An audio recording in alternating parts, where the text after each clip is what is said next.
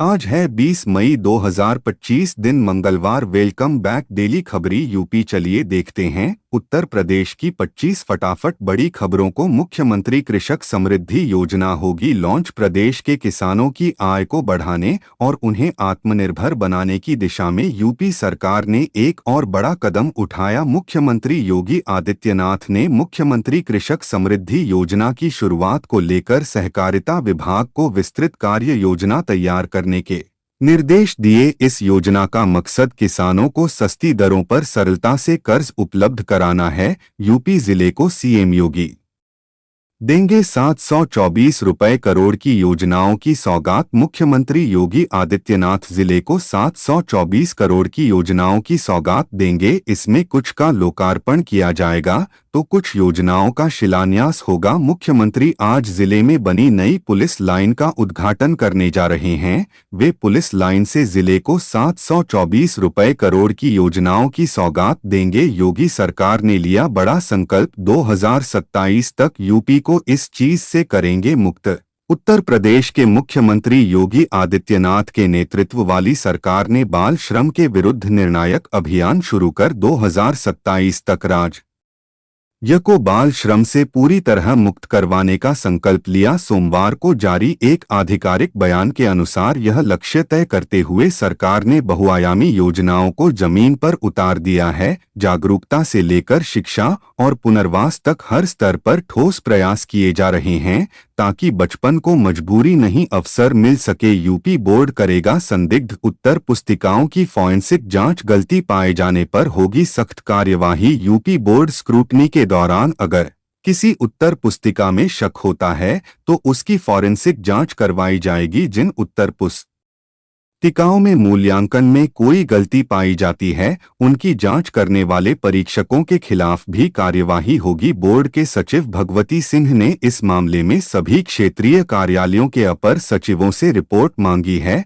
लखनऊ में परस्पर तबादलों के लिए पेयरिंग हुई शुरू, 28 मई को जारी हो सकता है आदेश। प्रदेश के परिषदीय विद्यालयों के शिक्षकों के एक से दूसरे जिले में परस्पर तबादले के लिए जोड़ा बनाने की प्रक्रिया सोमवार से शुरू हो गई। शिक्षक ओटीपी शेयर कर 26 मई तक पेयर बना सकेंगे जबकि 28 मई को तबादला आदेश जारी होगा। परिषदीय विद्यालयों में तबादले की प्रक्रिया 2 महीने से ज्यादा से चल रही है। यूपी के इन किसानों को सस्ती दर पर आसानी से मिले लोन, सीएम योगी के निर्देश। मुख्यमंत्री योगी आदित्यनाथ ने प्रदेश के लघु और सीमांत किसानों की आय में वृद्धि और आर्थिक सशक्तिकरण के उद्देश्य से मुख्यमंत्री कृषक समृद्धि योजना शुरू करने के निर्देश दिए हैं। उन्होंने कहा कि राज्य सरकार किसानों को कर्ज के बोझ से मुक्ति दिलाने, उनकी कृषि उत्पादकता बढ़ाने और आत्मनिर्भर बनाने के लिए सतत प्रयासरत है। गाजियाबाद पुलिस के बीच अफसर रखेंगे अपराधियों के इनकम सोर्स और रिश्तेदारों पर नजर। गाजियाबाद पुलिस के बीट ऑफिसर को अपनी इनकम का जरिया न बताने वाले अपराधियों की मुश्किलें बढ़ेंगी। रोजगार की जानकारी न देने वाले अपराधियों को संदेह के आधार पर अपराध में लिप्त माना जाएगा। ऐसे अपराधियों की निगरानी बढ़ेगी और उनके खिलाफ निरोधात्मक कार्यवाही की जाएगी। संभल की शाही जामा मस्जिद सर्वे पर मुस्लिम पक्ष को झटका, हाई कोर्ट ने दिया अहम फैसला। उत्तर प्रदेश के संभल में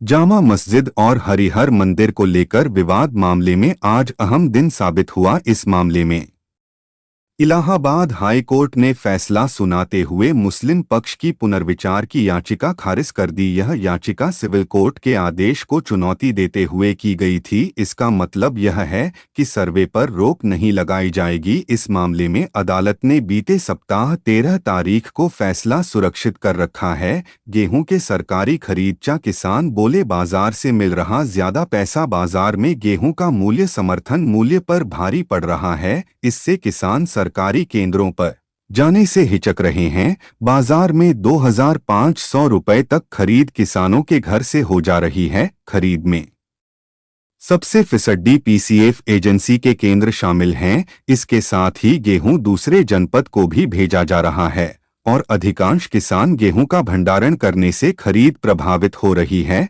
अखिलेश और ब्रिजेश पाठक के विवाद के बीच सीएम योगी की पहली प्रतिक्रिया। उत्तर प्रदेश के मुख्यमंत्री योगी आदित्यनाथ ने बिना नाम लिए समाजवादी पार्टी के मुखिया अखिलेश यादव और डिप्टी सीएम ब्रिजेश पाठक के बीच विवाद पर प्रतिक्रिया दी है। उन्होंने इशारों में सपा चीफ को नसीहत भी दी। सोशल मीडिया साइट एक्स पर योगी ने लिखा, यद्यपि समाजवादी पार्टी से किसी आदर्श आचरण की अपेक्षा करना व्यर्थ है, किंतु सभ्य समाज उनके अशोभनीय और अभद्र वक्तव्यों को सहन नहीं कर सकता। अगले हफ्ते से शुरू होगा ओवरब्रिज निर्माण। दरियाबंद भिटरिया मार्ग पर पड़ने वाली रेलवे क्रॉसिंग पर ऊपरगामी सेतु निर्माण की कवायद तेज हो गई। राजस्व टीम और सेतु निगम की अभियंता ने मार्गों के दोनों तरफ पड़ने वाली भूमि, मकान और पेड़ों की पैमाइश कर निशानदेही की। लेखपाल अश्विनी मिश्र ने बताया कि पुल निर्माण के लिए जेठचौती कुमरियान से मथुरा नगर गांव तक 1 किमी तक पड़ने वाले भवनों और पेड़ों आदि का मूल्यांकन किया गया है। इलेक्ट्रिक कार बाइक वालों के लिए गुड न्यूज। एनसीआर में इन 20 जगह बनेंगे नए ईवी चार्जिंग। एनसीआर के गाजियाबाद शहर में 20 जगह पर ईवी चार्जिंग स्टेशन बनाने का रास्ता साफ हो गया। निगम और कंपनी ने इससे जुड़ी तकनीकी अड़चन को दूर कर लिया है। निगम संबंधित कंपनी को वर्क ऑर्डर जारी कर चुका है।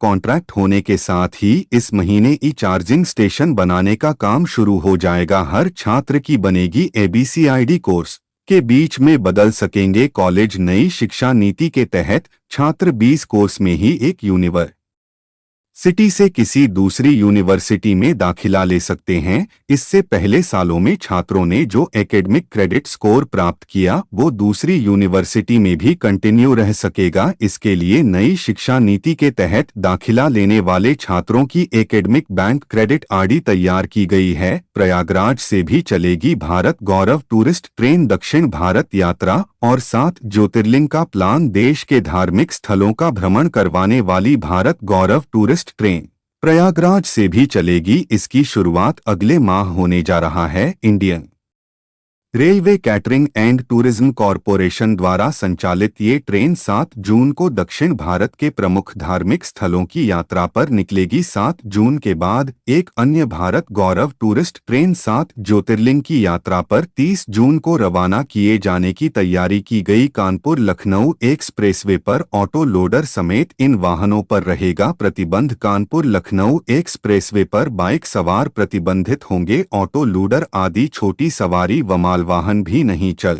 सकेंगे। NHAI की कार्यदायी एजेंसी PNC के मुताबिक एक्सप्रेसवे पर 120 किमी प्रति घंटा की रफ्तार से वाहन चलेंगे। इस गति में छोटे वाहन का चल पाना संभव नहीं होगा। इस कारण से इनको पूर्णतया प्रतिबंधित किया गया। अब फायर NOC के लिए नहीं लगाने पड़ेंगे दफ्तरों के चक्कर। आग से सुरक्षा के लिए अग्निशमन विभाग से NOC पाना पहले जितना मुश्किल नहीं रह गया। विभाग का चक्कर न लगाकर लोग घर बैठे ऑनलाइन आवेदन कर रहे हैं। उन्हें 15 दिन के अंदर NOC मिल रही है। अब अग्निशमन विभाग को तकनीकी रूप से मजबूत करने के लिए इसके पुनर्गठन की प्रक्रिया भी चल रही है। उत्तर प्रदेश में महंगी हो सकती है बिजली। पावर कॉरपोरेशन की बड़ी तैयारी। पावर कॉरपोरेशन प्रबंधन की चली तो अब की प्रदेशवासियों को महंगी बिजली का तगड़ा झटका लगेगा। मौजूदा बिजली दरों से लगभग 9,206 रुपये करोड़ के घाटे को देखते हुए अब तक जहां औसतन 15% तक बिजली महंगी होने का अनुमान लगाया गया था, वहीं वित्तीय संकट से जूझ रहे कॉरपोरेशन प्रबंधन को अब लगता है कि वास्तव में बिजली कंपनीज को तकरीबन 25,000 रुपये करोड़ का घाटा होगा। राम मंदिर से जुड़े सभी पात्रों का दर्शन कर सकेंगे श्रद्धालु। भूतल पर विराजमान है बालक राम। यूपी के अयोध्या में अब जल्द ही रामायण से जुड़े हर पात्र के दर्शन आसानी से हो सकेंगे। इसको लेकर तैयारियां शुरू हो गई। जहां राम मंदिर के भूतल पर बालक राम विराजमान है, वहीं प्रथम तल पर राम दरबार की स्थापना होने वाली है। इसके अलावा दूसरे तल पर विभिन्न भाषाओं में अंकित रामायण को संकलित किया जाएगा। आगरा से बरेली तक एक्सप्रेसवे 2 घंटे में होगा सफर। इन जिलों से होकर गुजरेगा। 2 साल में आगरा बरेली कॉरिडोर की सौगात मिलने वाली है। इसकी लंबाई 228 किमी होगी। इससे आगरा मथुरा समेत 15 जिलों के लोगों के लिए सुविधा हो जाएगी। आगरा मथुरा के लोग 2 घंटे में बरेली पहुंच जाएंगे। अभी इसमें करीब 5 घंटे लगते हैं। मथुरा के बाद से हाथरस तक कॉरिडोर जून में बनकर तैयार हो जाएगा और इस पर सफर किया जा सकेगा। एसआईएस कंपनी में सुरक्षा सैनिक और सुपरवाइजर्स की बम्पर भर्ती। गोंडा के जिला विकास अधिकारी ने बताया कि जिले के सभी विकास खंडों में लखनऊ की एक निजी कंपनी के तत्वावधान में बेरोजगारों को रोजगार उपलब्ध कराने के लिए तिथिवार शिविर का आयोजन किया जाएगा। एसआईएस कंपनी के कमांडेंट एमआर जायसवाल ने बताया कि एसआईएस इंडिया लिमिटेड भारत की बहुराष्ट्रीय कंपनी है जो सुरक्षा प्रदान करने का कार्य पूरे भारत और विदेशों में कर रही है। आजमगढ़ और गोरखपुर से जुड़ेगा दोरी घाट रेलवे स्टेशन, जल्द होगा निर्माण। दोरी घाट का मऊ आजमगढ़ और गोरखपुर से जोड़ा जाएगा। वाराणसी वाया आजमगढ़ गोरखपुर प्रस्तावित 128.20 किमी नई रेलवे लाइन 3 जनपदों के 155 गांव से होकर गुजरेगी। इससे क्षेत्रवासी काफी खुश हैं।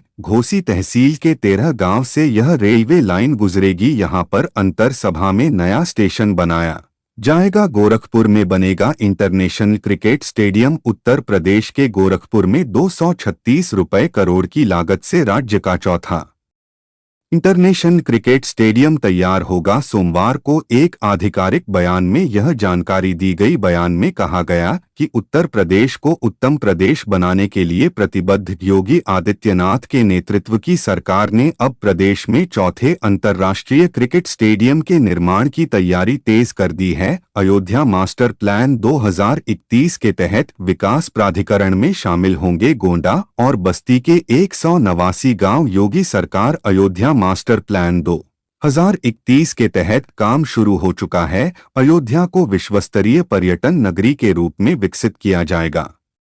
अयोध्या विकास प्राधिकरण ने चरणबद्ध तरीके से दूसरे फस के लिए मास्टर प्लान तैयार किया है, जिसमें अयोध्या सहित गोंडा और बस्ती के 343 गांव शामिल हुए, जिनमें 873 किमी क्षेत्र को शामिल किया गया है। भाजपा ने बनाई टिकट वितरण की रणनीति। विधायकों के प्रदर्शन का होगा ऑडिट। उत्तर प्रदेश में 2027 में होने वाले विधानसभा चुनाव को लेकर भारतीय जनता पार्टी ने अभी से तैयारियों का खाका खींच लिया। पार्टी की योजना है कि इस बार टिकट वितरण पूरी तरह से प्रदर्शन और जन छवि के आधार पर किया जाए। इसके लिए मौजूदा विधायकों के यह और जनता के बीच उनकी लोकप्रियता का ऑडिट कराया जा रहा है। पाकिस्तान से तनाव के बीच इस मुस्लिम देश ने की भारत की मदद। आतंकवाद के खिलाफ भारत की जंग में इंडोनेशिया ने एक बार फिर से दोस्ती का हाथ बढ़ाया। दुनिया की सबसे बड़ी मुस्लिम आबादी वाले इस देश ने आईएसआईएस से जुड़े 2 संदिग्ध आतंकियों को भारत को सौंपा है।